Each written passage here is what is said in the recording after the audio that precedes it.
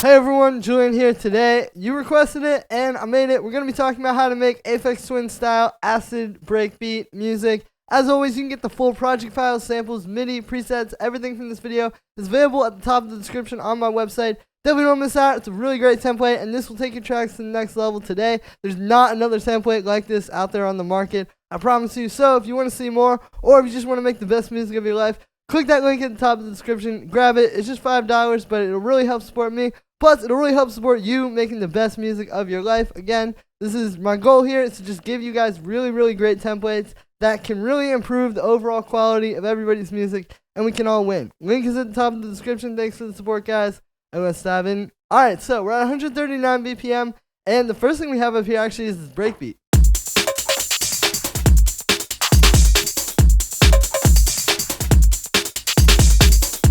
So it's all these different layers. It really mainly starts with the, these two right up front, the kick and the snare.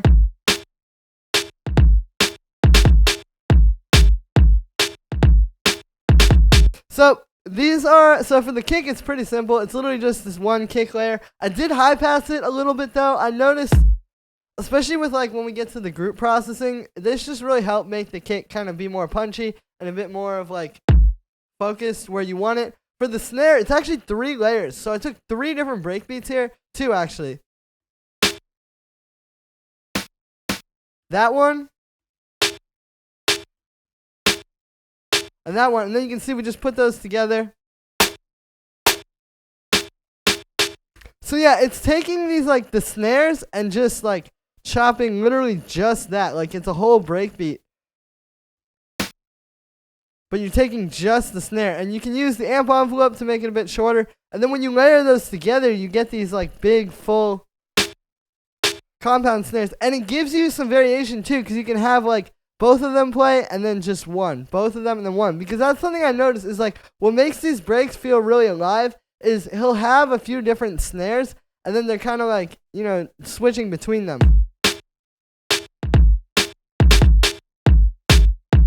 And it's those little subtle changes that are going to make this feel so exciting. So that's the kick and the snare. That's what you want to start with. It's just that, like right up top. Then we have this hi-hat.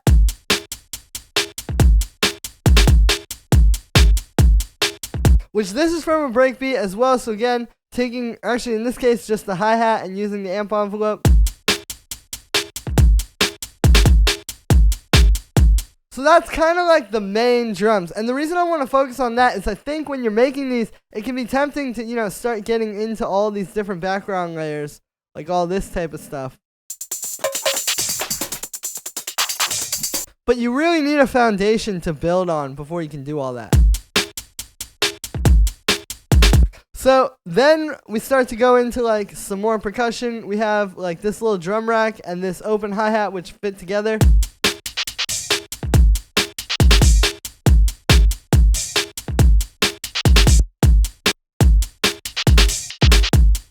So basically what's happening here is we're using these 2 and kind of creating like a call and response. And that's some of the percussion that you're hearing here. So these are also both from breakbeats. So this is actually, this up top here, the drum rack, it's an amen break. It's the...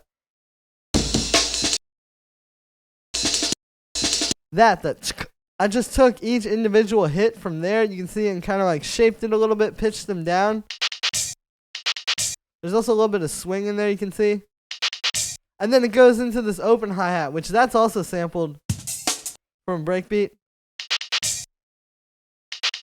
Right, so those just kind of add some nice percussion. And it's like a call and response. It's not just like chopping up a breakbeat, but it's using a breakbeat to do something, right? So then we have this. Now this really fits with the snare.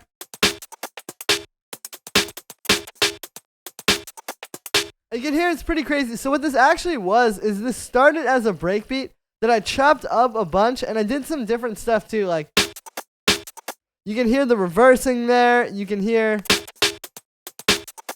all the chopping. But this is meant to kind of sit under that snare and kind of add that like weirdness. Because if you listen to a lot of these tracks, it isn't just like a straight snare or like a straight kick or whatever. There'll be that. And then there's like this little like kind of moving and morphing percussion around that. And that's where this kind of stuff can fit in really well. So we've got that. And again, I just chopped it and consolidated it because it was easier to work with. And I wanted to do this, which is where you can take this beats warp mode, put it on transients, and then this, like the arrow going to the right, and see, you can transient shape it inside of the clip. And that's got a high pass on it. Then we really just have a few breakbeat layers right here.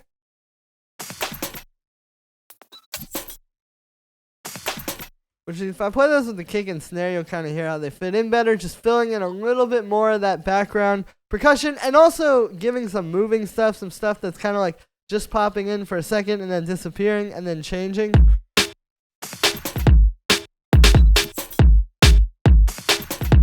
It's just like that little stuff that's going to sit on top of like what we've already got. Like if I show you all that stuff that we just made, right, and then we add this new stuff in, it's just that little bit of life on top of it. And then the last things inside of the breakbeat here are actually a 606 and a 707 core kit. So like right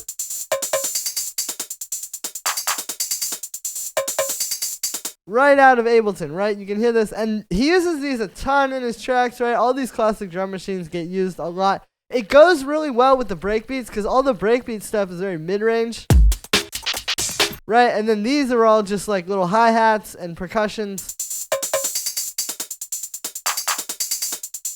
which are very much in the high end. So it's just adding that like brightness.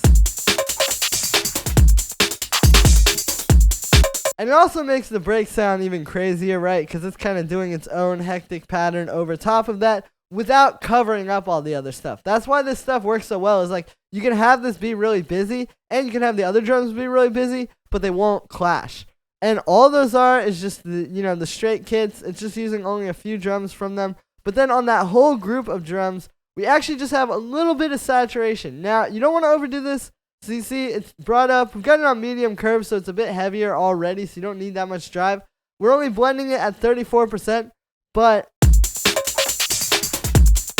it just adds that extra glue and kind of like analog feel to it as well. Because like obviously a lot of these tracks, I mean, were made, you know, with actual analog gear. That's definitely something Aphex Twin is known for.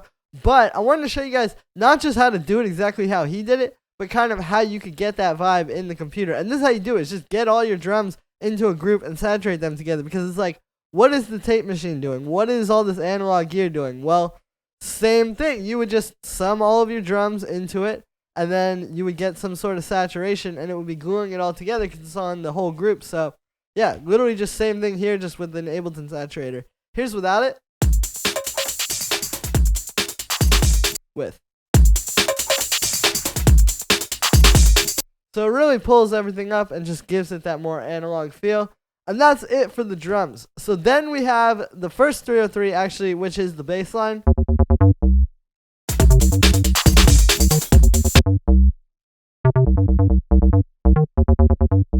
So musically, we're in the key of C minor for this.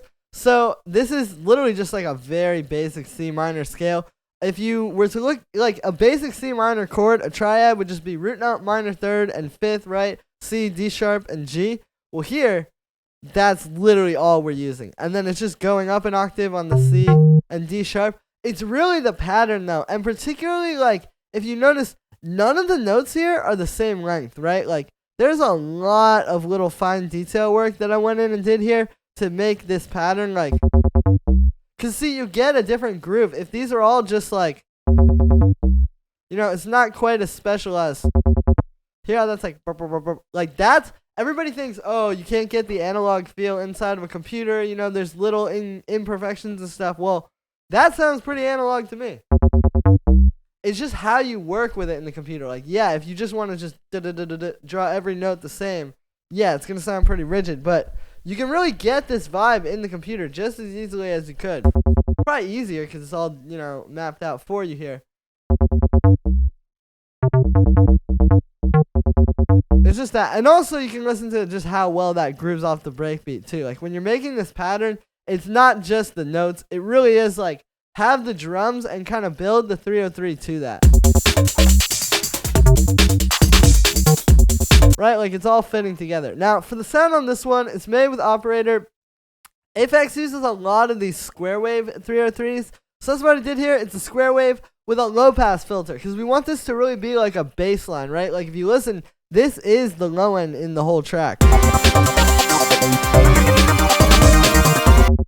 So if you were to use a bandpass, you wouldn't really get that, right? So we're doing that. It's got a pretty good resonance. And we've got key tracking, a little envelope. You don't want too much of that. But also this adds some random over here. So there's random velocity happening. And then we have the velocity mapped to the frequency of the filter. So when this is moving around here and you're getting these random velocities, it's giving it little movements because the filter's opening and closing. And yeah, it's actually a very simple patch. You know, a lot of this stuff, you're really not using too many effects. Because, I mean, back in the day, recording all this stuff live, it really was just like get a good sound out of the synth and just try to let that shine, right? So we're not going to do a whole lot of extra stuff on this, especially when we want to preserve the low end. But then we have the second 303.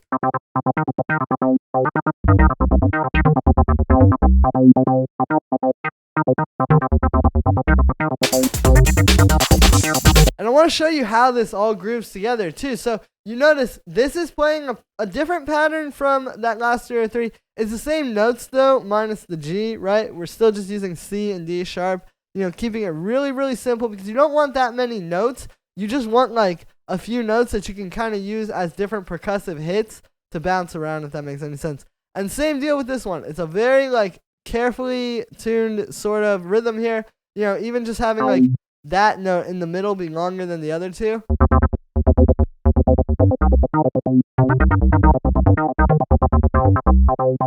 The other thing is you hear all the groove that's happening between this and the other 303. And you can do this, you can still have two of these happening as long as you just try to make them pretty different, right? Like this is a very different sound from the first one, and it's also not got all that low end. So then when you put them together, it just creates this insane groove. And then you combine that with the breakbeat.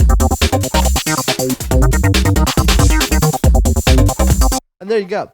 So for the sound on this one, it's made using analog. And I did this to kind of show you guys something. I think he makes a lot of these acid sounds, or was making a lot of these acid sounds without a 303. Like when I hear a lot of these, it sounds like it's like using other synths, you know, whatever it may have been that he had back in the day, but getting the acid sound, you know, still doing the high resonance on the filter, still kind of shaping it like that, but just like pushing past like just the same old kind of 303, right? So for this one, it's a square wave and a saw wave, and the square wave is an octave down, which already gives it kind of like a different feel, right? Because usually 303 is just one oscillator. We've got a low pass, which is pretty expressive. We've got an envelope on it. We have a lot of key tracking as well. And we have an LFO just like slowly moving that around. Amp envelopes like that, no release, so it's very tight. We've got a little bit of unison and this glide here. And then just a high pass filter. Again, you know, very simple. You really just want to let it shine. This is not about a 20 effect chain. This is about having like simple notes that groove really well off the other 303 and the breakbeat. So then we have the pads.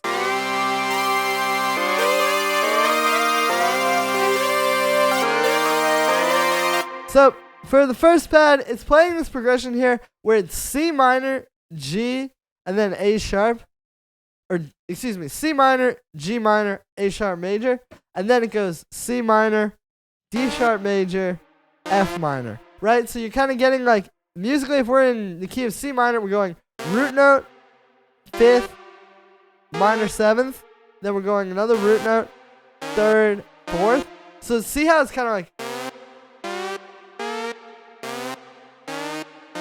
da na na da na na. It's like, you know, not just going up the same every time. It's like you go up high and then you go up like a little bit lower, but it creates this nice like big progression.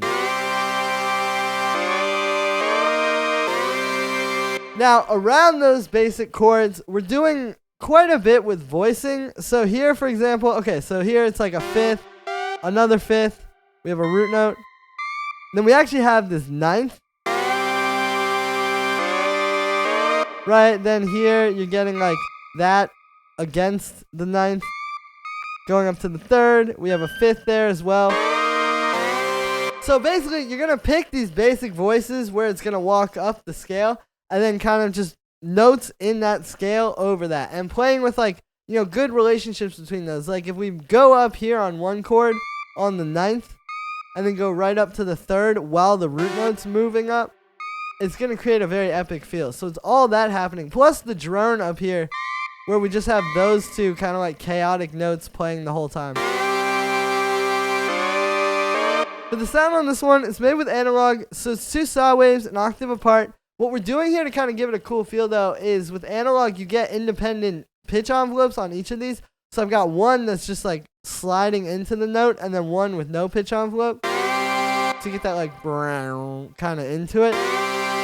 Where it's still going to be in key because you got one which is obviously, you know, staying at the solid pitch the whole time. But this one bends into it. So we got that low pass is set like that. We've actually got some like reverse key tracking, so the low notes come out a little bit more. Amp envelope like that, and then just a bit of vibrato. We have a pretty good amount of chorus, a pretty good amount of reverb as well, and then a high pass filter because this definitely would clash with the bass if you don't do that. And then we have the second pad.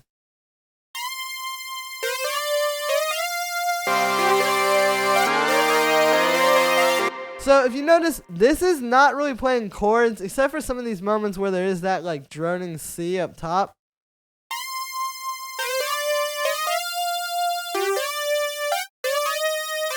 But this is really just different notes, pretty basic notes inside of this scale, honestly, of C minor, right? You know, like root note, ninth, minor third, fourth, fifth, another root note, another fifth. Not that many notes, actually.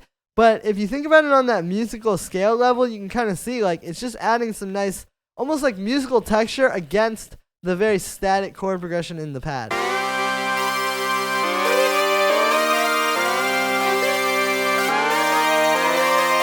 Right, without being that same exact patch. And it's a really similar patch. It's 2 saw waves, same thing. I did that little like pitch envelope.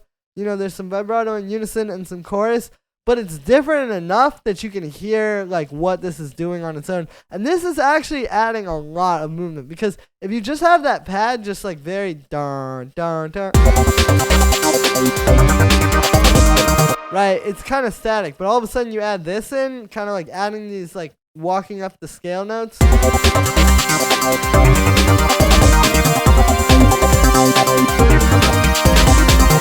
It's very, yeah, it's just adding a lot to that. And then the last thing down here is this organ, which really plays with the pad, and it sounds like this.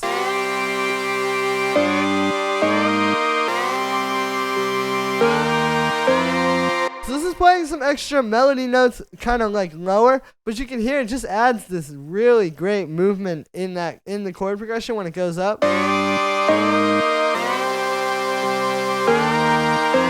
And then it does that same thing where it goes up again, but not quite as high.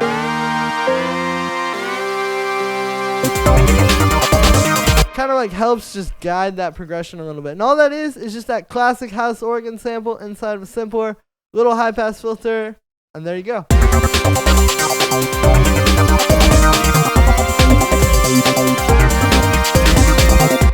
So that's going to be it for this one, guys. I hope you enjoyed. As always, make sure to like this video as well as subscribe, and let me know what you think of this video in the comments. Like I said in the beginning, you can get this full project file, samples, MIDI, presets, everything from this video is available at the top of the description on my website. Definitely don't miss out. It's an awesome template that'll really take you to the next level. There's really nothing else like this on the market for this style. A lot of people have tried, but they've not gotten this close. So definitely go ahead, grab this, help me out, but also help yourself out and make the best music of your life. I promise if you grab this, you will do that today. Thank you so much for the support, everybody, and I'll see you tomorrow with another video.